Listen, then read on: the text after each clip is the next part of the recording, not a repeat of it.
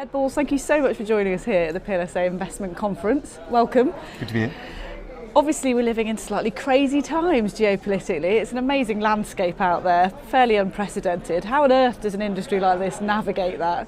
Well, I think the only thing that you can conclude is that you have to expect the unexpected to happen. And because if you think over the last less than 2 years since the general election, when I came out of Parliament, who'd have thought that since then a reality TV star would become President of America, that David Cameron would win a majority and then leave his job because he'd lost the referendum, that Jeremy Corbyn would become leader of the Labour Party. I mean, these are the most uncertain times, and I think the uncertainty is going to continue. I don't remember a time in my life when it was so unclear where the world was going, and also where we face such big and difficult choices for our country. So it's a tough time. It's not an easy time to invest, and I guess it's a time where probably people are going to think, I need to put some money aside. It's a time where people might be saving a little.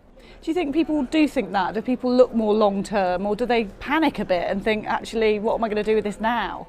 Well, the interesting thing is if you look at the economic forecasts, and the Chancellor, we've updated them today in his budget, actually over the last year, it was really consumer spending which has kept the economy growing. The export performance wasn't great, investment's been quite low, and consumers have continued to spend even in an uncertain time. But we know this year there's going to be a rise in inflation. I think that sort of sense of uncertainty is going to grow. Who knows when interest rates will rise, but I would think that over the next few years you could expect the combination of higher inflation and still squeezed incomes to make people concerned, and it's a very uncertain time. So we'll see, but it wouldn't surprise me if the savings ratio rises a little. You mentioned the budget there. Was there anything in that you thought this industry should sit up and take note of? Well, I thought it was interesting that the Chancellor didn't talk about the biggest thing facing the country, our economy, and in a way his task, which is the negotiation over Brexit and the path the government's going to take. This was almost pretty much a Brexit-free budget, which was kind of odd. It was quite a steady as it goes budget. He's obviously wanting to shift the focus to the autumn when there'll be a second budget this year. He had slightly better news on borrowing, but the fact is the deficit is coming down very slowly. He made a small but quite controversial move on national insurance contributions for the self-employed, which kind of breaks the Conservative manifesto commitment. But more importantly, I think probably people will think that's the thin end of quite a thick wedge. And he made a move on social care, but frankly there is still a big fundamental problem in health and social care funding which hasn't yet been addressed. From the point of view of savings and pensions, it seemed to me there wasn't much going on. The big announcement was last autumn when he decided to do that big U-turn on the George Osborne reforms around annuities, and the big thing which is happening in pensions reform, the rise in the retirement age and the success of auto-enrolment, they're sort of moving ahead. There was no need for budget announcements on those things, and I guess he didn't see any political opportunity in them, so he didn't mention them. Do you think the social care thing is linked to pensions though, obviously, because an ageing population brings both things into the front line, if you like? Well, I think for this generation, they're worrying about how they can support their parents or older people, and also to start to plan for the future where we can expect to live longer, and where as a result social care costs are going to continue to rise. And it seems to me that in good policy making, and this is something I will say today when I'm talking to the conference, we make policy best when we think it through, reach a consensus and then stick to it. And if you take something like Bank of England independence, or if you take something like auto-enrolment, it's something which was thought through, was widely discussed, and actually all parties have committed to it, and we're moving forward. There is no plan on social care funding at the moment. There's no consensus. It's kind of year after year sticking plaster. Conservative and Labour governments have debated it and haven't faced up to a solution. And so we need that kind of process. I think, to be fair to the Chancellor, that's what he would like to do. The thing which worries me is that while social care funding is acute at the moment, the underlying position for the National Health Service wasn't addressed in this budget. We've gone through an unprecedented squeeze on funding now for a number of years, unprecedented in the post-war era. I think politically, as well as in terms of people's lives, that NHS issue is going to become much more significant in the next 1 or 2 years. But for social care, that's a long-term reform which we need to think through. This conference looks particularly this week to tackle the question of diversity and how important cognitive diversity is. It's International Women's Day today. What would you say about that and why it's important? Look, we've just had a budget, but we've never had a woman Chancellor. We've only ever had one woman Cabinet Minister of the Treasury. As I was reminded this morning by Yvette Cooper, who I'm married to, that was her. But and I think, I'm not going to say this is why this happened, but the reality is over the last few years, women have been hit harder than men by the decisions which have been made in the way the deficits come down. So maybe more diversity could have led to more challenge, different decisions. I think more generally though, I think if you're thinking about making good decisions as a board, as a set of trustees, as a cabinet minister, in the end your goal is to reach a consensus, a common way forward, but you need a diversity of views, not just to debate the options, but also to make sure you ask the difficult questions about what surprises might be coming along, what assumptions you're taking for granted. As I said a moment ago, the one thing you learn is to expect the unexpected. But if you're going to be a good policymaker or a good trustee, you have to plan for the unexpected, and that means you need challenge and diversity rather than groupthink or a mono view of the world. That's how you make sure that you are robust and that you think about risk and that you challenge your assumptions. And without diversity, the danger is you make bad decisions. You talk there about being a challenger, if you like, being flexible in your thinking.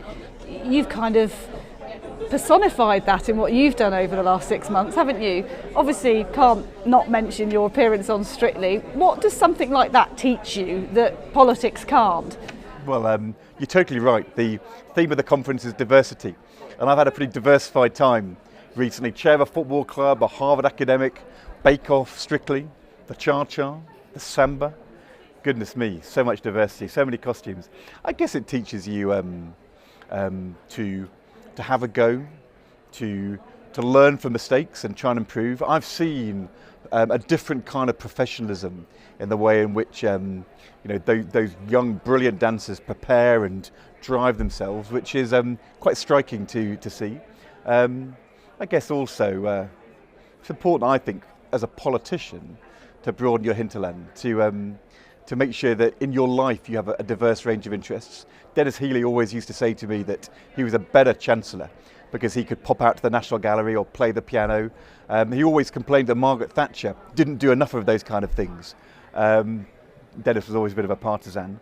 But I think, to have that hinterland, to try new things, to not be too pompous, I think it's also for me been good for people to see that people who they know as politicians are actually quite normal people who have a go and make mistakes and don't mind too much. I have people say to me all the time, we knew you're a politician, but it's good to know you're a human being too, which is always a bit frustrating because I kind of was before. And a human being that also has pension issues of their own, so you're somebody that has been in a position to have influence, but these things are very personal to all of us. Of course. I remember being a Treasury Minister all those years ago, a junior Treasury Minister, working on financial exclusion and being given by the then FSA, the Financial Services Authority, the kind of list of things which showed that you were sort of financially badly educated. And one of them was not knowing, which direct debits were going out that month. Another one was not knowing what your bank balance was. And I realised I was the Treasury Minister, but I was rather failing the test. So I think it's always quite good to have the honesty to say we can all learn all the time. And you don't stop learning in any walk of life if you're going to be good and continue to improve. And of course, the reality is it's a complex world, and it's complex particularly where you're making long-term decisions about savings and pensions, and helping people to navigate through that complexity and giving them simple, clear choices and the right kind of support and avoiding mis-selling. That's important for government ministers and politicians and executives at the in business as it is for everybody else making those savings decisions. So it's important always to reflect and understand what you're good at and what you're not good at and learn, and that's what I always try and do. One thing you're good at is addressing an audience, which you're just about to do. So just finally, what message do you hope they take away from your presentation at the conference today? I'm going to talk about returning to Harvard after 25 years and realising that if you want to understand many of the big things which have happened over that period, and the surprise of them, it was because we had views of the world 25 years ago which turned out to be wrong. That, for example, we thought globalization would be about goods moving around the world and the challenge of Chinese companies importing to Britain, nobody foresaw that globalisation would mean people moving on such a scale, and the failure of politics and government to deal with the challenge of immigration is what's led in part to Donald Trump to Brexit. So the thing I've learned is that you've always got to challenge those assumptions, and you sort of got to know what your assumptions are in order to challenge them. And so when I'm talking to those new students of government in Harvard, I make them work out, what do you think you know, so that you then can spend the next few years challenging whether you really do. And I want to talk about the way in which you learn from mistakes, but to do that you've got to understand how you make mistakes. And I think hopefully these will be lessons which will help trustees to think about their role in the same way as it's helped me to think about my past role as a cabinet minister and whatever I'm doing now. Plenty of food for thought for the audience. Hope Thank so. you so much for joining us, Ed. Thank you. Thanks for your time.